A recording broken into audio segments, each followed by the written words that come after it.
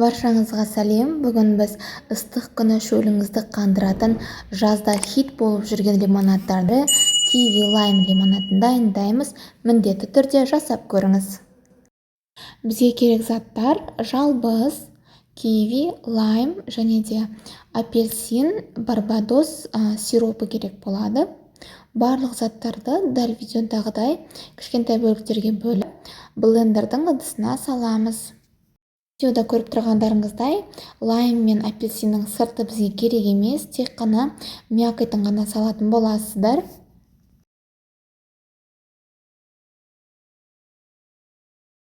Жалбыздың да дәл видеодағыдай тек қана жапырақтарын салатын боламыз. Барлық затты біркелкі масса болғанша дейін блендермен айландырып аласыздар, немесе соковыжималкамен. Көріп тұрғандарыңыздай, міне дәл осындай масса шығатын болады. Енді бізге осы массаның тек қана шырыны керек, сондықтан да біз осы массаны сит арқылы дәл видеодағыдай қасықтың көмегімен өткізіп аламыз. Егер де сіз соковыжималканы қолдансаңыз, сізде бұл әрекетті істеп қажеті керек емес.